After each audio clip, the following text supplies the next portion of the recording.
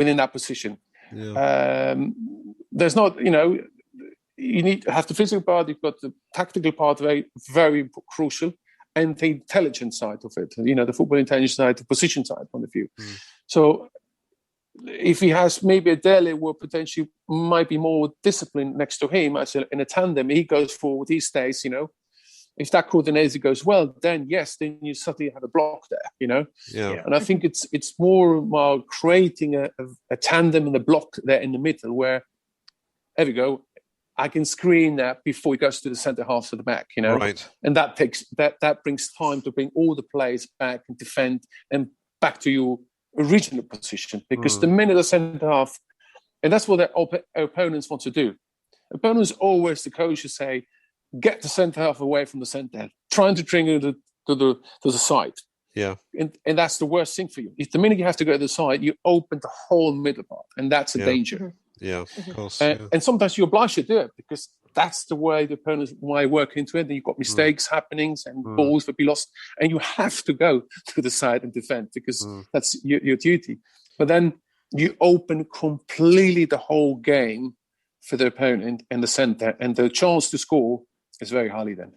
Yeah. So what do you think is actually wrong with our centre backs? Because there's something wrong, isn't there? There is. Well, I don't think this is. I don't think the explanation is more not in terms. I think quality. I think the quality that might have it, but the key is what you just mentioned now is that coordination between them and the one before them, the centre midfield players. Have that discipline and coordination and communication that they're blocking that the centre part of the defensive part, whereas the most important part of the whole pitch, to be honest with you. And that's where it's either lack of communication or lack of discipline I'm seeing in there. And I think there's something where there's no doubt the manager sees that. I don't have to tell Maureen to do it, but he definitely sees that in the games and he shows in the video clips as well. But I think that's what I've been seeing from outside, that communication is not existing and the discipline is not existing there. So is that something that can be coached, or is it something that... Yes, of course, absolutely. The back four coaching is one part, but then you got the centre half / centre midfield players. That's another coaching, and these goes in tandem. The back four and the back the centre four, we call it, the centre half and the centre midfield players. Yeah, these are the two main crucial part of defending, and the axis between in the middle part. And if you can control that, you have at least 60-70% of the part of the defense already covered. Right.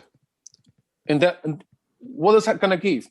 Especially if we have that in control with that forward we have at the front, world-class players, that will give them even more freedom. That will give them more confidence. They don't have to go too much back because, yes, we're covered at the back. We know these guys are screening everything. They're controlling that side. That means you will have, without that, an next opportunity to score at the front. Yeah. Interesting. Yeah, thanks. Okay. Yeah. So, right.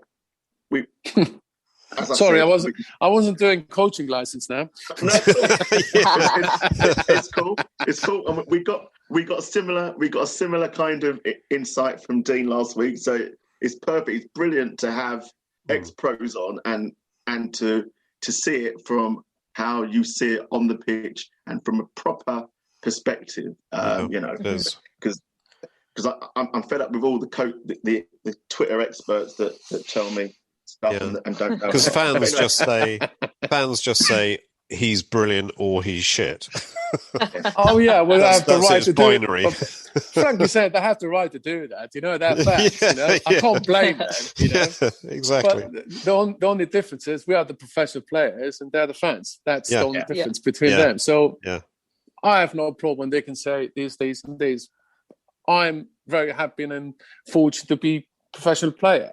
Yeah. And within that position, I have no issue whatsoever what the fans are going to say about you because you're already playing the top. It's a dream of any fan would like to be anyway in the first place, you know. Exactly. So why want to be angry with somebody actually want to be in my position and I'm already in? Yeah. Do you see where I'm coming from? So from that point of view, it's good to be critical, but at the same time, you also in critical situation, you have to be very positive as well. Yeah, you have to be constructive, don't you? Yeah. So, as a centre half, is not as I say. When we played, I'm not going to say now Sol Campbell, but that's the pairing centre half I had. I have to mute you now. Oh no, gosh, what did I done now? Oh, why did I say that? We were going to come on to that. So I don't think we have time for that now. You know, it's me. We were going to come on to that. So, I think they're going to switch off your podcast, mate. I'll tell you what now. If you're going to mention that name again, we're done now. You know. So, but now listen. I've played some good centre halves. Yeah. So let's talk about your time, like your playing career and your time at Spurs and stuff. So as a player, I think you came to prominence. Certainly came to prominence over here in England during Euro '96, and it's interesting because.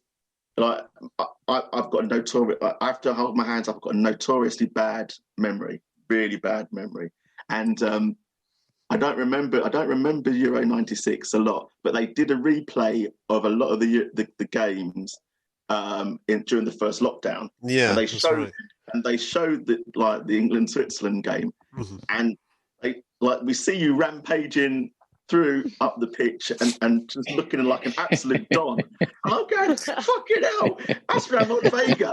I don't remember him doing that. Oh, gosh. What the hell's going on here?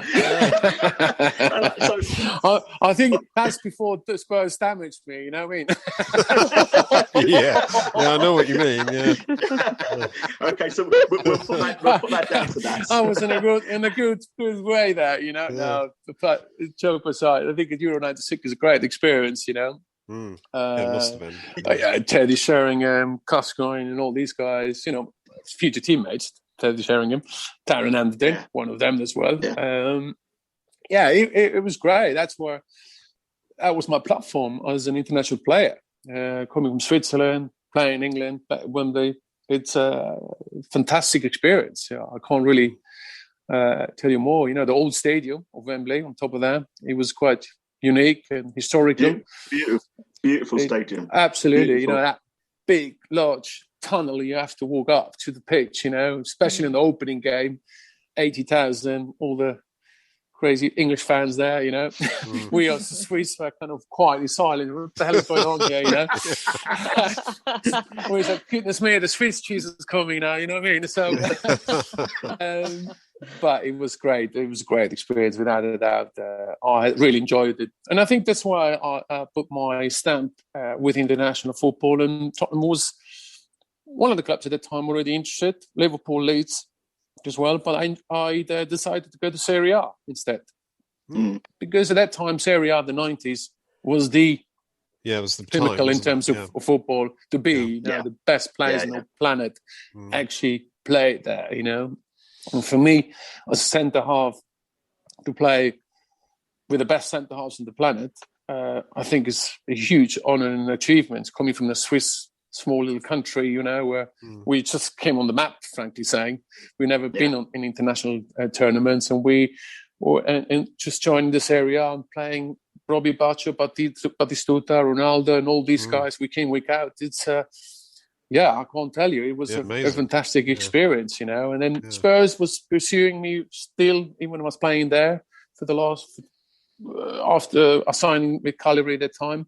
And then I think Christmas time, I decided, I think Premier League, it's time to go to the Premier League. And I never looked back. And I don't regret it at all. I had great times, and those are bad times at Spurs, you know, both, you know. Yeah. So who was your? I mean, we'll come on to both sides in a minute. But who was the manager that was it? Jerry Francis that was your first manager. Jerry Francis, Jerry Francis was the manager. Well, Jerry Francis wanted me already in the summer after Euro '96. I remember with assistant coach, we had during the tournament a lunch, and I said, I'm not going to decide whilst I'm with Switzerland. I want to finish first. When I finish, then I'll decide my future. I want to focus on the Swiss national team. Of course, I was honoured. I was requested to play for Tottenham at that time. It's a big club, and I was very extremely honoured at the time. But I was not, in my mind, was not ready to make a decision because I still play for Switzerland. Next game was against Holland at Villa Park as well, and we were still in progressing in the next group stage, and it was good. That was my first connection, I think, with Spurs, and who knows? 6 months later, I joined them. They pursued, they wanted me. Jerry Von still wanted me, and I think this is one of the reasons as well. I think the manager really wanted me to play there at the time. So I decided to sign for Spurs, and be honest with you, I never looked back, and I think never regret it. It was fantastic. And then you then, I mean, not long after you joined, I think, like Jerry left, I guess, and then we were taken over by Christian Gross. And yes, Christian Gross came in. Played under him, and I mean, it looks like I had a look through the Wikipedia list of managers that span the period that you were there, and I mean, you were there for a 4-year period, but a 3-year a kind of playing period. I'd kind of put it down as, but because 1 year I was injured. Mm-hmm. But within that time, you still had like a number of managers that covered that, and it kind of shows how unstable. You joined at an unstable period, I guess. Management for the club, because they just go through so many managers at that time.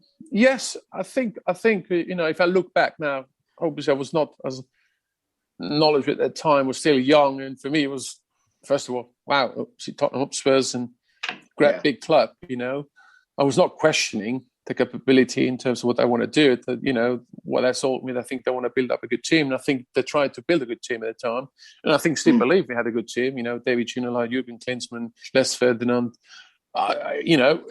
Considering we look at the name, the squad we had, I think we had a good team. To be honest, I think even today we'll be competing quite well. If you look back, and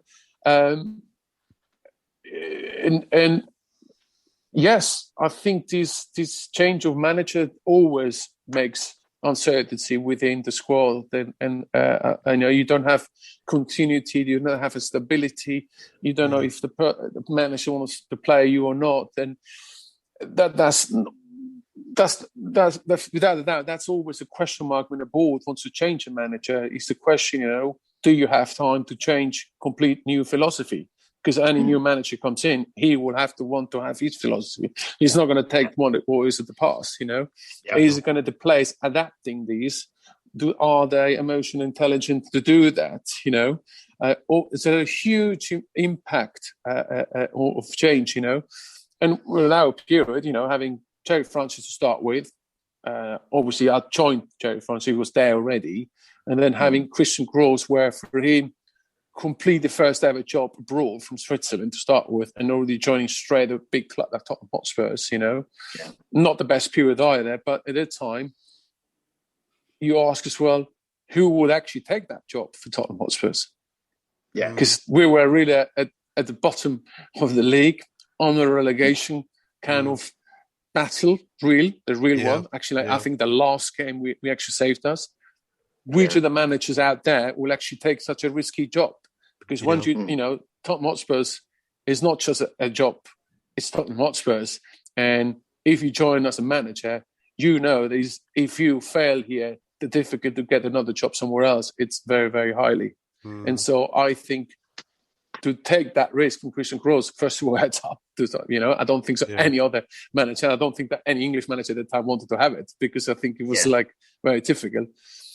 Again, he saved us. Was he the right afterwards? Maybe not. But at that time, I think he was there to get down the job, to be honest with you.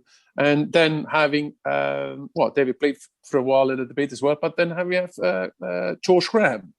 And I'll be honest, for the three, I think there was the best through, in my opinion, with Tottenham at the time. He put some organisation, some discipline within the pitch,